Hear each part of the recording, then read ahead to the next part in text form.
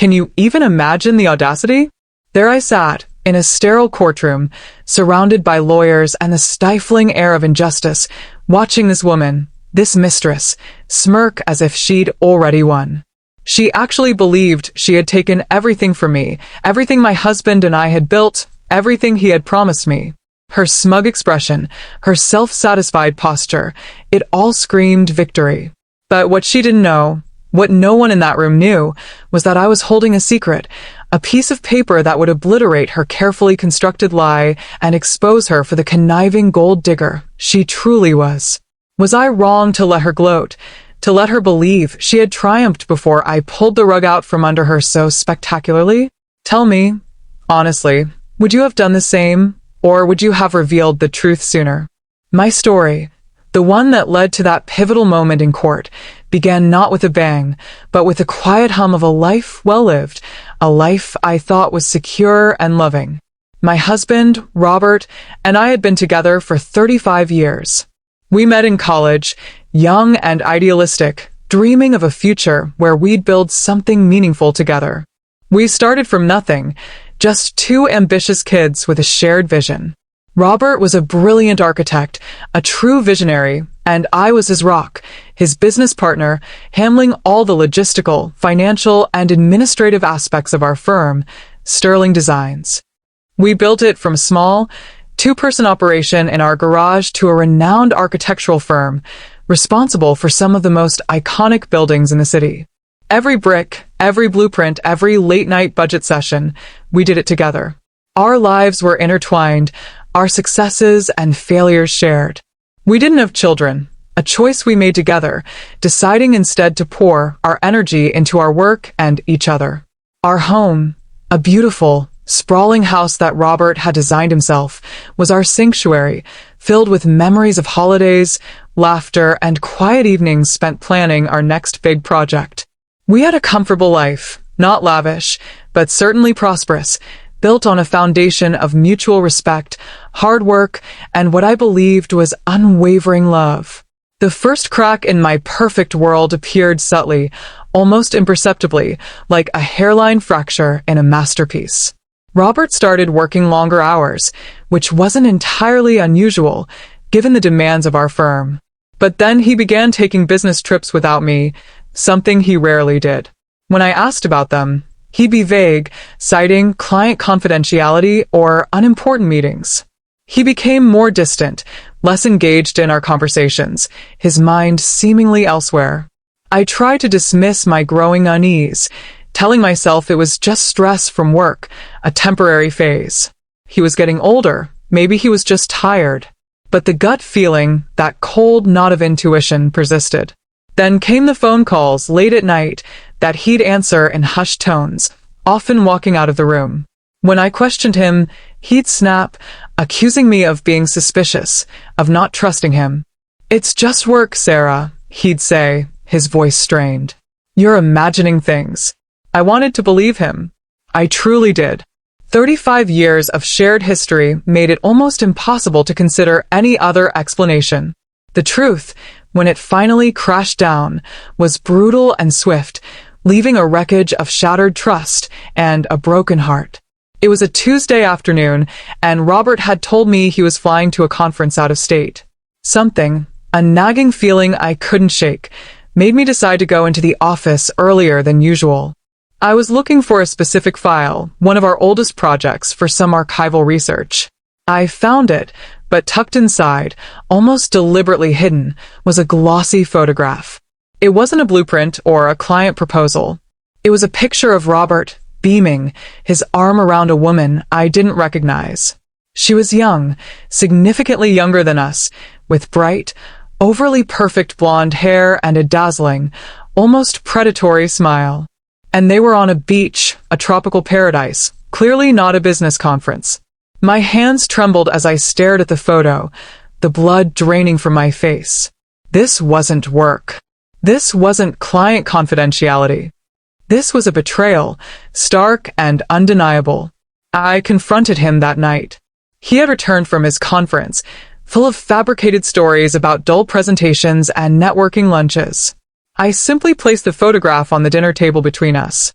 The color drained from his face. He stammered, tried to deny, then eventually, guiltily confessed. Her name was Jessica. She was an interior designer he had met on a project a year ago. She was different, he claimed, exciting. The clichés tumbled out, each one a fresh stab to my heart. He said he was sorry, that he didn't know how it had happened, that he was confused. But the damage was done.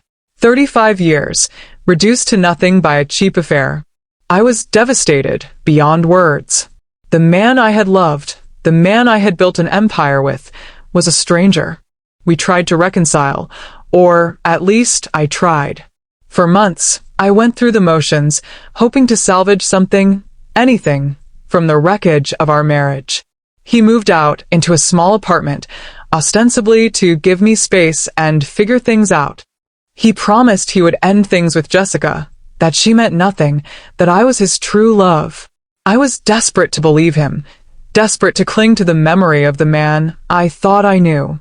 He'd visit, we'd talk, sometimes we'd even share a quiet dinner, and for a fleeting moment, I'd glimpse the old Robert, the kind, loving man I had married. But then he'd leave, and the cold reality would return. He never fully cut ties with Jessica. He continued to see her, secretly at first, then more brazenly. The promises were empty, the apologies hollow. Eventually, I realized he was never coming back, not truly. The Robert the first loved was gone, replaced by a shell of a man, consumed by his midlife crisis and a shallow affair. It was agonizing, watching the love of my life slip away, not to death, but to another woman, a woman who seemed to embody everything I wasn't. Then came the news that sealed my fate and set the stage for our courtroom drama. Robert, my Robert, suffered a sudden, massive heart attack. He was gone just like that. One moment, he was there, a complex, flawed man, and the next, he was a memory. The grief that hit me was twofold. The raw, visceral pain of losing the man I had spent my entire adult life with, and the profound sorrow for the loss of the future we would never have. Despite everything, I still loved him, in my own complicated way. While I was still reeling from the shock, still navigating the labyrinth of funeral arrangements and the overwhelming tidal wave of grief, Jessica emerged, bold as brass. She appeared at the funeral, a teary-eyed spectacle, acting as if she were the grieving widow, the one truly devastated by his loss. It was an affront, a public humiliation, but I was too numb to react. My focus was on burying the man I had loved, not on engaging in a petty catfight with his mistress. But Jessica wasn't content with just a public display of grief. A few weeks after the funeral, her lawyers contacted me. They presented a will, purportedly signed by Robert a few months before his death. This will, incredibly, left almost everything to Jessica: the firm, our beautiful home, all of his personal assets, and a substantial life insurance policy. I was left with a paltry sum, a mere pittance compared to what we had built together, and essentially nothing from the firm I had co-founded. My world, already shattered by grief, imploded. The audacity of it, the sheer, unmitigated gall. She wasn't just stealing his affection, she was stealing our legacy, our entire life's work. My lawyers, who had handled Robert's previous will, a meticulously drafted document from years ago that left everything to me, were aghast. The new will, they argued, seemed suspicious, rushed, and completely out of character for Robert, who was meticulous about such matters. It felt like a direct attack, a final, cruel betrayal from beyond the grave. I was heartbroken, furious, and utterly bewildered. How could he have done this? How could he have been so cruel, so thoughtless, to the woman who had stood by him for decades, through thick and thin? Had the affair truly warped his mind so completely? Or was there something more sinister at play? My lawyers immediately challenged the will, citing undue influence and suspicious circumstances. We demanded a full investigation, a forensic examination of the document itself. Jessica, through her lawyers, vehemently defended the will's authenticity, claiming Robert had simply fallen out of love with me and wanted to start a new life with her. She painted me as the bitter, discarded wife, unable to accept that she had been replaced.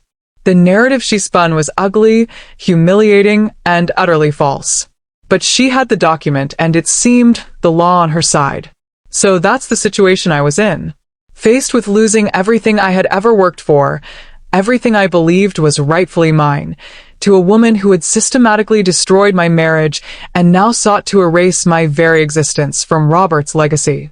I had to make a choice: cower in defeat, accept my fate as the wronged but ultimately powerless wife, or fight back with every ounce of strength I had left. Before I tell you what happened next, what I did, and how I finally turned the tables, I want you to pause and comment below. What would you have done in my shoes? Would you have given up, or would you have risked everything to prove her a liar? I knew, deep in my bones, that something was profoundly wrong with that will. It wasn't Robert. The Robert the first knew, even the flawed and misguided Robert of his last years, would never have left me destitute, especially not after everything we had built together. I pored over old documents, files, and even our casual conversations, searching for any clue, any hint that could help me. My lawyers were working tirelessly, but the new will, on its face, appeared legitimate. The signatures seemed to match, and there were witnesses. The problem was, the witnesses were Jessica's friends, people who had every reason to lie for her. The case was slowly turning in her favor, the judge leaning towards validating the new will, given the seemingly valid signatures and witnesses. I felt a growing sense of desperation, a cold fear clutching at my heart that I was going to lose everything. Then, one sleepless night, while sifting through a box of Robert's personal effects, a box filled with old photographs, sentimental trinkets, and his favorite books, something caught my eye. It was an old, leather-bound copy of Leaves of Grass by Walt Whitman, a book he cherished. He always wrote notes in the margins of his favorite books, philosophical musings, observations, sometimes even little inside jokes that only we understood. I picked it up, running my fingers over the worn cover, a wave of bittersweet nostalgia washing over me. As I flipped through the pages, I noticed a page had been dog-eared, heavily. It was the page with "Oh, Captain, my Captain," a poem he had always loved, one he would recite to me on our anniversary. But it wasn't the poem that held my attention. Tucked carefully between the pages, almost invisible against the yellowed paper, was a folded piece of paper. It was an envelope, old and slightly crinkled, with "For Sarah" only scrawled on it in Robert's unmistakable handwriting. My heart hammered against my ribs. My hands trembled as I opened it. Inside was a letter, dated just a few weeks before his heart attack, and another will. This was no ordinary will. This was Robert's true last will and testament. And it was radically different from the one Jessica had presented. In this will, he acknowledged his mistakes, his profound regret for the pain he had caused me. He reaffirmed his love for me, his lifelong partner, and the true architect of our success. He bequeathed everything, absolutely everything, to me. The firm, the house, all his assets, his entire estate. The only mention of Jessica was a small, one-time monetary gift, a severance payment, clearly designed to mitigate her potential claims, but by no means a substantial inheritance. And most importantly, this will explicitly stated, in clear, unambiguous language, that any and all previous wills were hereby revoked. He had signed it, and it was witnessed by our longtime family lawyer, an entirely different set of witnesses than Jessica's friends. The letter accompanying the will was even more poignant. He spoke of his remorse, his illness, his fear of dying alone, and his desperate attempt to right his wrongs. He knew he was sick, even if he hadn't told me the full extent, and he had obviously seen through Jessica's gold-digging facade in his final moments of lucidity. He had written, "I know I have hurt you beyond measure, my love, and I will forever regret my foolishness. But know that you are my only true legacy, and I want you to have everything we built together. This will is my final act of love and repentance. Find it, my dear. I hid it where I knew only you would look, where our love truly lived." The book, Leaves of Grass, had been a symbol of our early romance. He knew I'd find it there, eventually. I rushed the document to my lawyers. They were ecstatic. This was it, the smoking gun, the definitive proof. The next court hearing was the very next day. I walked into that courtroom with a newfound strength, a quiet confidence that emanated from deep within me. Jessica was there, of course, looking impeccably dressed, her lawyer by her side. She caught my eye, and a faint, triumphant smile touched her lips, as if to say, "Game over, old woman." I met her gaze, and for the first time, I didn't flinch. I just held her stare, a small, knowing smile playing on my own lips. The proceedings began, and Jessica's lawyer presented their case, reiterating the validity of her will, emphasizing the signatures and the witnesses, painting a picture of Robert's supposed desire to leave his old life behind. They were almost done. The judge was about to make a ruling that would seal my fate, when my lawyer rose, a dramatic flourish of his hand. "Your Honor," he said, his voice ringing through the silent courtroom, "we have new evidence to present. Evidence that unequivocally proves the deceased's true final wishes." The atmosphere in the courtroom shifted. Jessica's lawyer looked irritated, then confused. Jessica herself frowned, her smug expression finally faltering. My lawyer then presented Robert's true last will and testament, along with the accompanying letter. He explained how I had found it, tucked away in Robert's cherished book, a book deeply personal to our shared history. He highlighted the dates, the witnesses, our family lawyer's attested signature. The judge, a stoic woman, took the documents and read them meticulously. The silence in the room was deafening. Jessica's face, initially a mask of disbelief, slowly contorted into a furious, panicked snarl. Her lawyer was visibly stunned, scrambling through his own papers, whispering frantically to Jessica. They had been completely blindsided. The letter from Robert, read aloud by my lawyer, detailed his remorse, his love for me, and his explicit revocation of any other wills. It was a powerful, emotional testament that left no room for doubt. It painted Jessica not as a grieving partner, but as a manipulative opportunist who had taken advantage of a dying man. The judge, after careful consideration, looked up, her expression grim. Given this new, compelling evidence, particularly the clear revocation clause and the consistent testimony regarding the deceased's final intentions, this court rules in favor of the plaintiff, Sarah Sterling. The will presented by Ms. Jessica Thorne is hereby declared null and void. The estate of Robert Sterling will be distributed according to the true last will and testament of the deceased. A gasp rippled through the courtroom. Jessica shot up from her seat, a choked cry escaping her lips. "No, this is impossible. It's a fake. She made it up." Her lawyer tried to quiet her, but she was beyond reason. She lunged forward, trying to grab the document from the judge's bench, but the bailiffs were quick, restraining her. The scene was chaotic, a spectacle of a woman's greed and desperation unraveling in real time. I watched her, her face a mask of fury and humiliation, and felt no pity, only a quiet, profound sense of justice. She had thought she had taken everything, but in the end, she had lost it all. The aftermath was swift and decisive. Jessica faced legal repercussions for attempting to defraud the estate, though the full extent of those charges was ultimately dropped in exchange for her complete withdrawal from any further claims and a public admission of wrongdoing.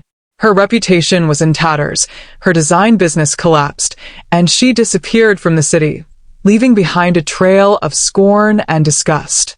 For me, the journey was far from over, but the burden of injustice had been lifted. I inherited everything, as Robert had intended. The firm, Sterling Designs, returned to its former glory, with me at the helm, ensuring Robert's true vision and legacy were honored. I made some changes, brought in new talent, but always held on to the core values Robert and I had established. Our home, the beautiful house he designed, felt like home again, filled with the warmth of memories, not the cold shadow of betrayal. It wasn't an immediate fix for my broken heart, but it was a path to healing. I realized that while I had lost Robert, the man, I had reclaimed Robert, the legacy, and in doing so, I had reclaimed myself. I proved that truth and enduring love, even if flawed, could ultimately triumph over deceit and greed. So, this whole messy, heartbreaking, and ultimately triumphant journey taught me that even in the darkest moments, hope and truth can be hidden in the most unexpected places.